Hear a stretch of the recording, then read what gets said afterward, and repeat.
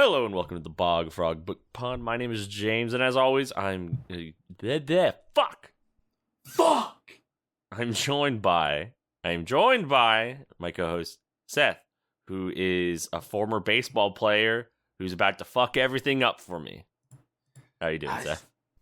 I'm bleeding out on the highway, smoking a cigarette. As you deserve. Thank God. That's fucked up. I blinked and I was like, whoa! It's so funny. I can't. I just said off mic, but I watched this movie a week and a half ago at this point, I think, because we were supposed to record this way earlier, but shit kept happening. And even at the time, I felt like I didn't have the best grasp on the movie. The movie is Taipei Story, by the way. Lovely film. You should watch it. Very good. Just saying that up top. And so there are I feel like I have holes in my memory, but you saying the bleeding out on the highway shot me with I also started bleeding out because I was hit with the memory of that and being like, God damn, what a movie. It's really good. It's really fucking good. Well, what happens in it? What happens in it? I'm gonna give again a very rough summary. I got holes the size of tomatoes in my brain. But it is about a young woman, a young man who's, I think, just come back from Japan, and I think before then was in America, and they're trying to figure out what to do with their lives. The woman's just been let go. Her company's been bought out. The young man is kind of aimless and is kind of hanging out with the woman's father. I think it's the woman's father. And he sucks. And things just keep going wrong. They keep talking about moving to America. They never do. The woman gets with a new company. And the man dies. That's Taipei's Story. Gorgeous film, top to bottom, beautiful to look at. Yeah, it's fucking incredible looking. Yeah. So yeah, what were your thoughts about this movie? Very good. My brain has not been in a place where I feel like I could fully appreciate this. This is It's very somber, kind of slow. Not a lot is there's a lot going on under the surface. You can really feel that. I do not think I had the capacity or just the knowledge. I feel like I would need to know a lot more about Taiwan and a lot part of why so that brings up a good point. My pick that this is attached to is a movie that I really liked, but is completely outside of my normal tastes, right? It's just outside of my realm of knowledge. It's much closer to what Chloe watches all the time. So I actually asked Chloe, a friend of the pod, with a new show, Real Roulette, lovely new movie show. I will listen to the first episode. Very good time. I'm angry how good their theming is. Furious. But she recommended Taipei Story to me. In response, she recommended several things, but I picked this because I was like, okay, this seems good. But similarly, like I said, I also feel like I'm missing a lot of context to really enjoy this movie. I don't feel like I was in a great headspace to enjoy the film. But I do know I liked it, and I am going to watch it again in the future just because there's so much here for me to chew on. There's a lot of gristle. And really, really good time. Okay, let's talk about the things we liked. It's that time. For a little more background on Taipei Story as well, it's part of the Taiwanese new wave from early to late 80s, I think is when that happens. Again, so far outside of my knowledge base. And I've not watched much Taiwanese cinema, let alone new wave Taiwanese cinema. But, yeah, talking about things we liked. The scene at the dinner table where the man and the father are shit talking and they treat the woman like dirt, I found really upsetting. Yeah. And then when she goes back to talk to her mother, it is he's acting more like dad every day. The mom doesn't say anything and then says, "Oh, it's financially difficult right now." And I'm just yeah. My favorite scene in the whole thing is most of this another scene that's just kind of quietly devastating. This one's also a little funny. because of the juxtaposition, which is when the lead, Chin, yes, who is a pop star, I believe. That was like, that makes sense. I believe her and Edward gorgeous. Yang were together. Oh my god, so beautiful! I like looked her up halfway through. I was like, has she been in anything? She's, oh my god, she's in hasn't really been in anything. She's in a couple Edward Yang films though. Yes, because I believe they were dating, or maybe were even married. I'm not certain.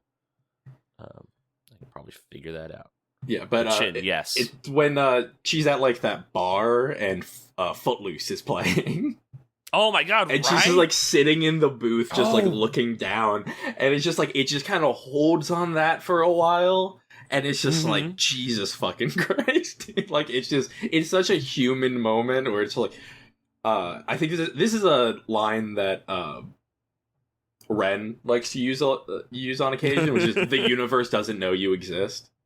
Yeah. Where it's just kind of like, life is happening, and all these people are seemingly having a great time, and you're just like, fuck. Like, and you're fucking crying in the club. Like you're out crying in the club because your stupid boyfriend won't marry you or do anything, and he's caught up on his baseball career that's not gonna go anywhere, and his dad's in a shitty spot.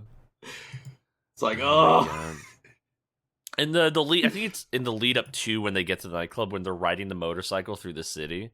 It's beautiful. And it's so good. There's that shot of, I think it's like some sort of monument thing dedicated to China, like the Chinese century or whatever it says. I can't quite remember.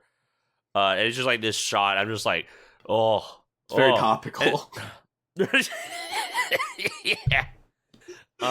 The way I saw a review of this because scrambling for knowledge, I read some reviews, and there was a review that somewhat discounted like reading too much into the America of it all, because America's constantly talked about in this film. Yeah, they basically said kind of like baseball's a huge thing, which I mean, like huge. Obviously has a lot of American like feeling toward connotation. Towards it's the Americans' pastime. Yeah, I mean, and it was spread to. I mean, I know it was spread to Japan. I imagine it was also spread just basically to like many Asian countries because of occupation.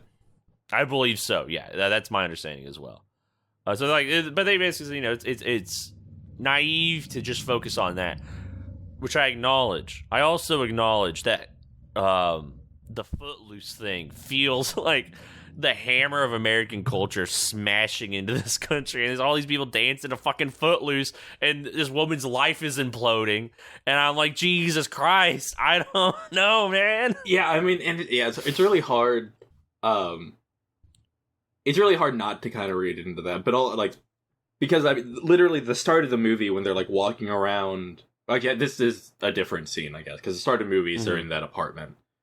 That but when awesome. when they're in the offices, when Chin's in the offices with her like soon to be boss, I guess, potential boss, and he's just like sitting, he's looking at all of these buildings, and it's like, I can't tell which of these I've designed and which of these I haven't anymore. Like, everything's changed. Like, everything's going away.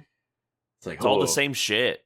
Like, it's It's just very impactful. Like, it really sets a specific tone in your brain.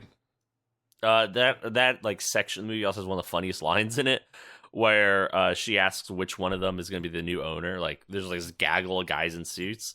He's like, the one with the glasses, and she looks out the window, and they all have glasses. It's really good. It's really funny. A big laugh out of me. That's really good. That apartment, you mentioned the opening scene of the apartment. I love it. It's all these shots like from a distance at every move of like moving through a space and talking about the space, and because this is like, I don't know how long it is before the rest of the movie starts, but it is like an amount of time.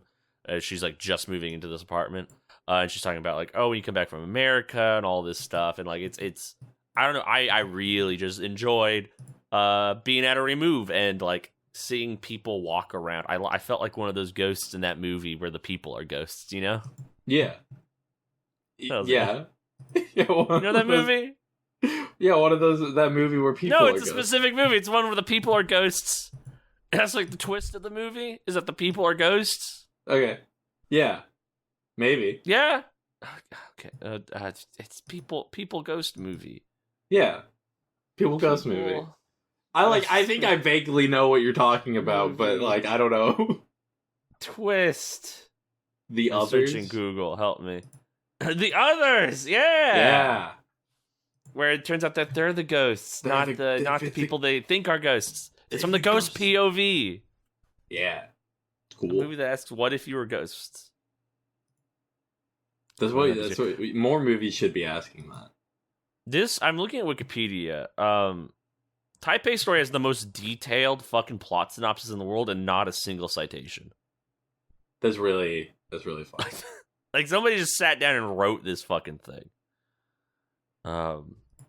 He just like really studied the because like I feel like we've been talking a lot about things recently where it feels like a bunch of shit happens, but also like nothing happens. Yes. This is like, what Mango Shake is like. This is not at all what Mango Shake is like, but it isn't not what Mango Shake like.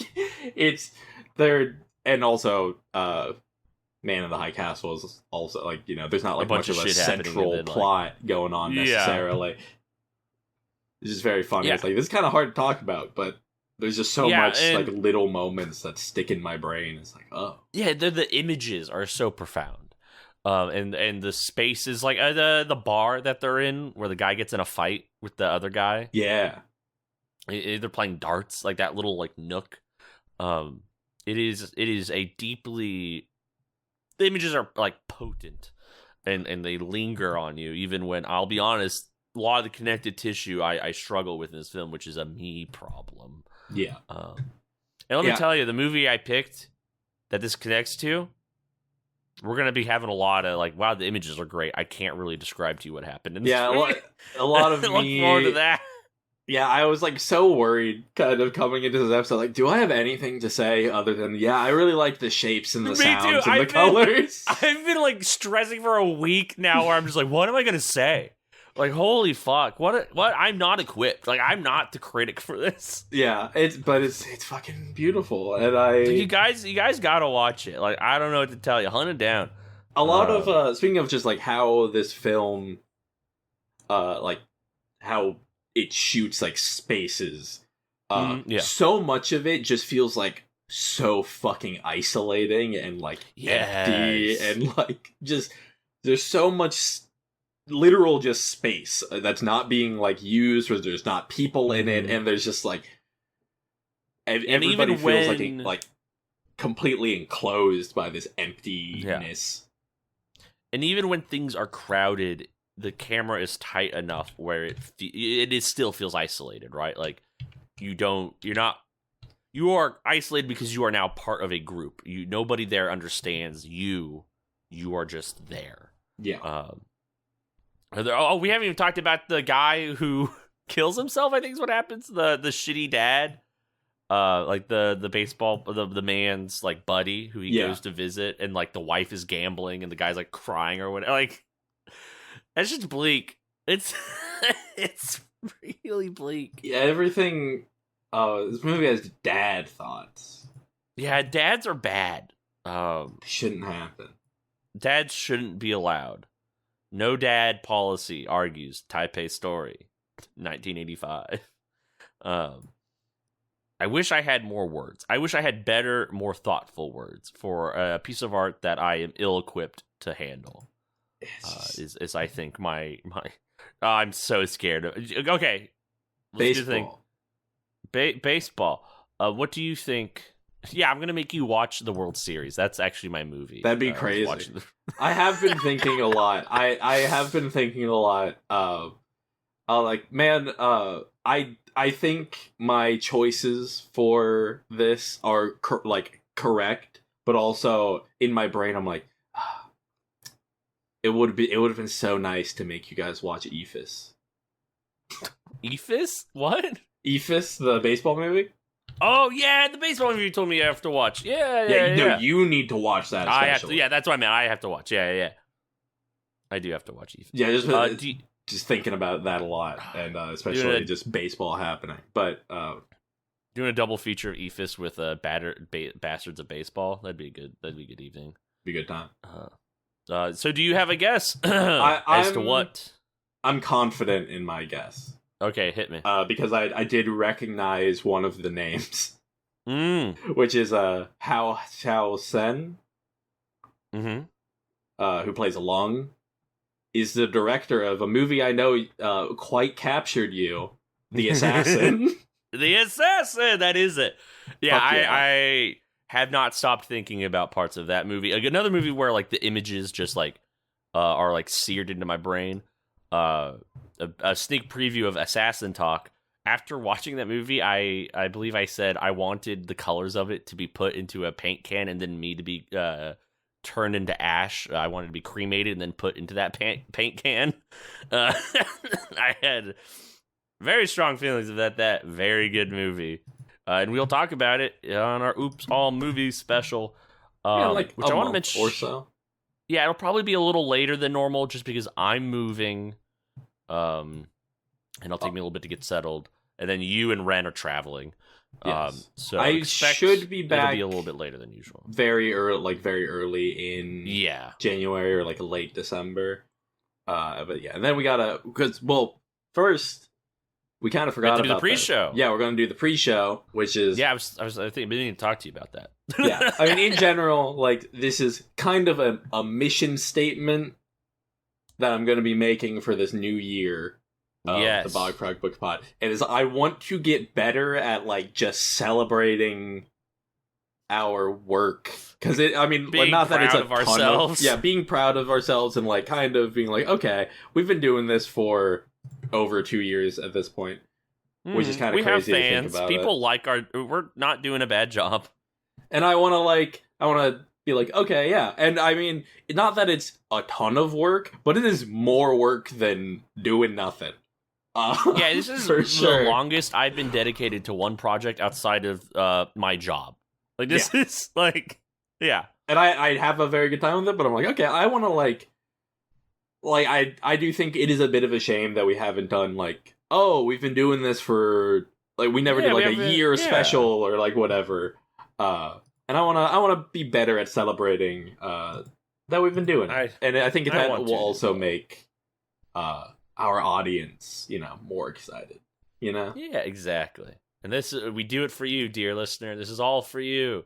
And also so I can force my friends to engage with things I like. That's also a very important part of it.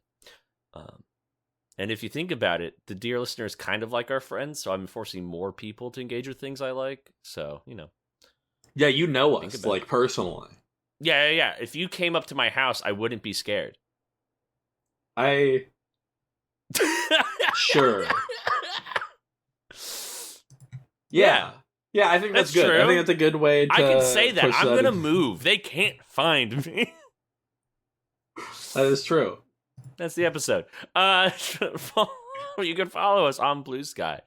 You can follow me at Bladent, Bladent. You can follow Seth at Little Seth Amphetamine. Links down below. You can send us an email at bogfrogbookpod@gmail.com. If you have any suggestions for things we can cover in the future or any feedback, I'd greatly appreciate it. I always do. And I think rate, review, all that horse shit. And I think okay, I remember something. It doesn't matter. That's the end of the show. Goodbye. Goodbye.